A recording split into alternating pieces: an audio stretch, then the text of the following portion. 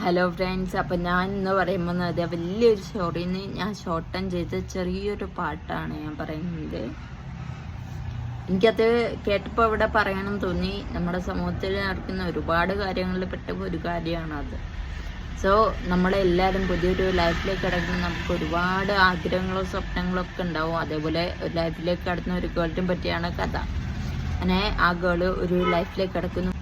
3-4 ദിവസമൊക്കെ അടിപൊളിയായിട്ട് പോയെങ്കിലും ആ ഗേളിന് മനസ്സിലാവാണ് ഇവിടെ എന്തോ ഒരു പ്രശ്നമുണ്ട്. അപ്പോൾ 3-4 ദിവസം കഴിഞ്ഞപ്പോൾ തന്നെ ആ ഗേളിന് മനസ്സിലായി വീടിൻ്റെ പ്രധാന വാതിൽ അടയ്ക്കാറില്ല, തുറന്നിടാറാണ് പതിവ്. ഇവൻ നൈറ്റിലും അങ്ങനെ തന്നെയാണെന്ന് അറിഞ്ഞപ്പോൾ ആ ഗേളിന് പേടിയായി.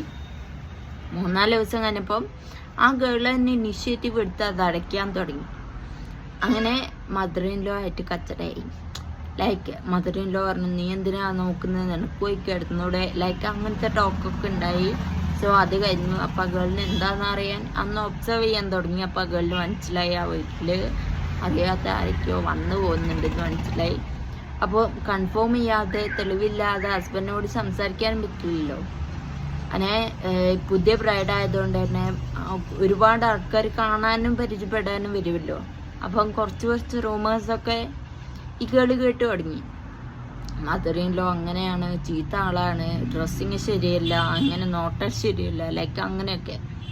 അപ്പം ഇതൊന്ന് ഇതാക്കാൻ വേണ്ടി ഹസ്ബൻഡിനോട് സംസാരിച്ചപ്പോൾ ഫസ്റ്റ് സംസാരത്തിൽ ഹസ്ബൻഡ് പറഞ്ഞു, എനിക്കറിയില്ല, ഞാൻ രാവിലെ ജോലിക്ക് പോകും വൈകുന്നേരം വരും എന്നത് മാത്രമേ എനിക്ക് അറിയുള്ളൂ, ബാക്കിയൊന്നും എനിക്കറിയില്ല എന്ന് പറയുകയാണ്. ആര്? ഹസ്ബൻഡ് പറഞ്ഞു. പിന്നെ ഈ ഗേളിന് ഇതിങ്ങനെ കണ്ടിന്യൂ ചെയ്ത് പോയപ്പോൾ തന്നെ ആ ഗേളിന് മതിയായി. പിന്നെ ഹസ്ബൻഡിനോട് ചോദിച്ചപ്പോൾ ലാസ്റ്റ് ഹസ്ബൻഡ് പറയാണ്, എനിക്കറിയാം എൻ്റെ ഉമ്മ ശരിയല്ല എന്നുള്ളത് എനിക്കറിയാം, ഞാൻ അക്സെപ്റ്റ് ചെയ്യുന്ന കാര്യമാണ്, ഞാൻ അറിയാത്ത പോലെ നിൽക്കും. ഞാൻ കുറച്ച് വലിപ്പം വെച്ചപ്പോഴേ എന്നോട് പേഴ്സണലി എല്ലാവരും വന്ന് ഇത് പറയാറുണ്ട്.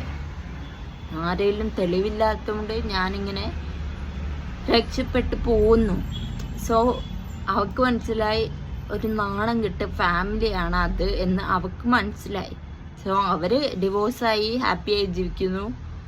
അത് നല്ല പഠിത്ത കാര്യം. നമ്മൾ പൊതുവേ പറയാറുണ്ട് പെണ്ണുങ്ങൾക്ക് ആണുങ്ങളെ ഒരു സപ്പോർട്ട് ആവശ്യമില്ല. പേഴ്സണലി ഞാനും അങ്ങനെ തന്നെ വിശ്വസിക്കുന്ന ഒരാളാണ്. ഇങ്ങനത്തെ പെണ്ണുങ്ങൾക്ക് നല്ല നട്ടിലുള്ള ആണുങ്ങൾ ഇന്ന് തല്ലിട്ടാത്തതിൻ്റെ കുറവാണ്, അല്ലെങ്കിൽ നാട്ടുകാർ കൈവെക്കും. Thank you.